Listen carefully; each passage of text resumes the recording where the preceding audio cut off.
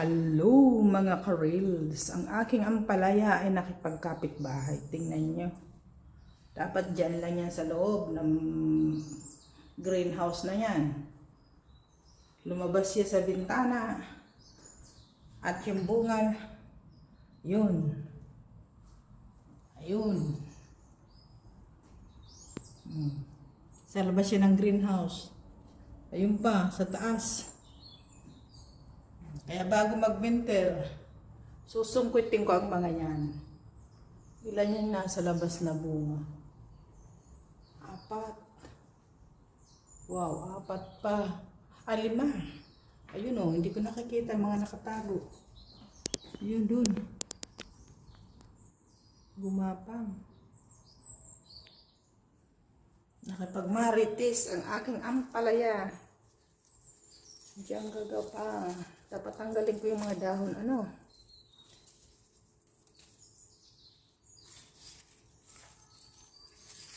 Ang daming dahon dito. Mailagay sa mailagay sa munggo.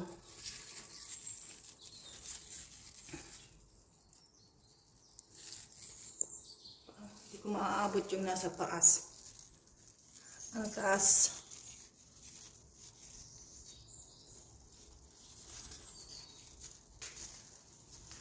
Hindi na kayanan sa loob. At sobrang dami sa loob. Kaya nagtalunan sila sa bintana. Andun yung harapan dun sa kabila.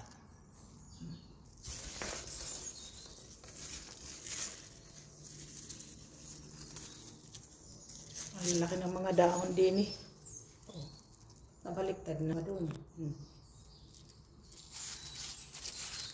Ang lalaki ng dahon. Napataba yung dahon dito. Hindi pa ito. Palakihin ko pa ng konti.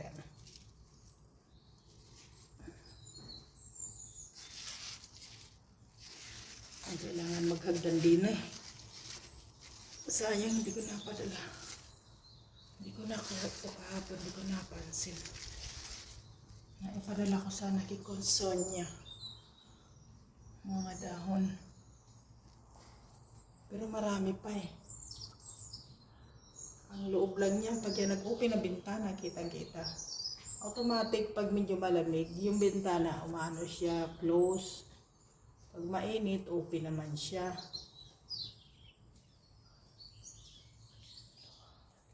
Lima pala. Anim pala yung nasa labas ng bunga.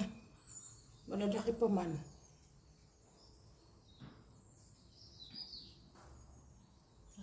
Kuha tayo ng mga dahon.